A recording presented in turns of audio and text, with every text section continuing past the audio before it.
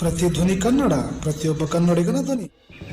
ಭಕ್ತಿ ಭಾವ ಹಾಗೂ ಶ್ರದ್ಧೆಯಿಂದ ಜರುಗಿದ ಶಿರಹಟ್ಟಿಯ ಶ್ರೀ ಜಗದ್ಗುರು ಫಕೀರೇಶ್ವರರ ಜಾತ್ರಾ ಕಡುಬಿನ ಕಾಳಗ ಕಾರ್ಯಕ್ರಮ.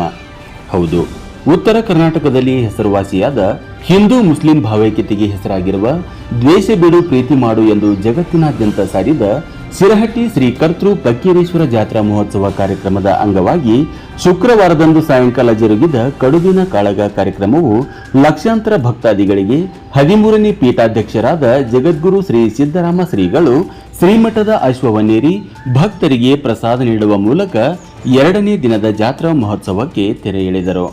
ಈ ಸಂದರ್ಭದಲ್ಲಿ ಜಗದ್ಗುರು ಶ್ರೀ ಫಕೀರ ಸಿದ್ದರಾಮ ಶ್ರೀಗಳು ಶ್ರೀಮಠದ ಸಂಪ್ರದಾಯದಂತೆ ಶುಕ್ರವಾರ ಸಾಯಂಕಾಲ ಸುಮಾರು 5 ಗಂಟೆಗೆ ಕರ್ತೃ ಗದ್ದಿಗೆಗೆ ಪೂಜೆ ಸಲ್ಲಿಸಿ ಮಠದ ಅಶ್ವವನ್ನೇರಿ ಭಕ್ತರೆಡೆಗೆ ಕರ್ತೃ ಶ್ರೀ ಫಕೀರೇಶನ ಪ್ರಸಾದವಾದ ಬೆಲ್ಲದ ಚೂರುಗಳನ್ನು ತೋರುತ್ತಾ ಶ್ರೀಮಠದ ಗದ್ದಿಗೆಗೆ ಹಾಗೂ ರಥಕ್ಕೆ ಸುತ್ತು ಹಾಕಿ ನಂತರ ಅತ್ತಾರ ಮನೆತನದವರ ಸಂಪ್ರದಾಯದಂತೆ ಶ್ರೀಗಳಿಗೆ ಬಣ್ಣ ಎರಚುವುದು ಸಂಪ್ರದಾಯ.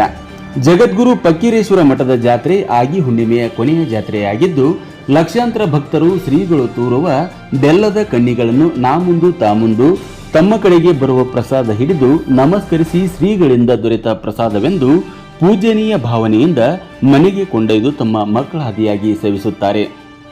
ಈ ಕಡುಬಿನ ಕಾಳಗದಲ್ಲಿ ಮಠದ ಆನೆ, ಒಂಟೆ, ಕುದುರೆ ಭಾಗವಹಿಸುವುದು ಸಂಪ್ರದಾಯ. ಅದರಂತೆ ಡೊಳ್ಳು, ಜಾನ್ಮೇಳ, ನಂದಿಕೋಲು ಕಡುಬಿನ ಕಾಳಗಕ್ಕೆ ಮೆರುಗು ತಂದವು. ಈ ಸಂದರ್ಭದಲ್ಲಿ ಶ್ರೀಮಠದ ಉತ್ತರಾಧಿಕಾರಿಗಳಾದ ಫಕೀರ ದಿಂಗಾಲೇಶ್ವರ ಶ್ರೀಗಳು ದೂರದಲ್ಲಿ ಹಾಗೂ ಎತ್ತರದಲ್ಲಿ ಪ್ರಸಾದಕ್ಕಾಗಿ ಯಜ್ಜ ಯಜ್ಜ ಯಜ್ಜ ಎಂದು ಕೂಗಿದ ಸಕಲ ಭಕ್ತರಿಗೆ ಫಕೀರ ಸಿದ್ದರಾಮ ಶ್ರೀಗಳ ಕೈಯಿಂದ ಬೆಲ್ಲದ ಕಣ್ಣಿಗಳನ್ನು ಇಸ್ಕೊಂಡು ಪ್ರಸಾದ ಎಸೆಯುವ ದೃಶ್ಯಗಳು ಕಂಡುಬಂದವು. ಈ ಬಾರಿಯ ವಿಶೇಷವಾಗಿ ಜಾತ್ರೆಯಲ್ಲಿ ಕರ್ಕಶ ಶಬ್ದ ಮಾಡುವ ಪಿಪಿ ಹಾಗೂ ಸೀಟಿಗಳಿಗೆ ಕಡಿವಾಣ ಹಾಕಿದ್ದು ಹಾಗೂ ಜಾತ್ರೆಯಲ್ಲಿ ಸರ್ಪಗಾವಲಿನಂತೆ ಸುಭದ್ರತೆಯನ್ನು ನೀಡಿ ಯಾವುದೇ ಅಹಿತಕರ ಘಟನೆಗಳು ಜರುಗದಂತೆ ಕಾಪಾಡಿ ಶಾಂತಿಯುತ ಜಾತ್ರೆಗೆ ಸಹಕಾರ ನೀಡಿದ ಪೊಲೀಸ್ ಇಲಾಖೆಯ ಎಲ್ಲ ಅಧಿಕಾರಿಗಳಿಗೂ ಸಿಬ್ಬಂದಿಗಳಿಗೂ ಶ್ರೀಮಠದ ಕಡುಬಿನ ಕಾಳಗ ಕಾರ್ಯಕ್ರಮದಲ್ಲಿ ಪಾಲ್ಗೊಂಡ ಶ್ರೀಮಠದ ಪ್ರಸಾದ ಪಡೆದು ಪುನೀತರಾದರು.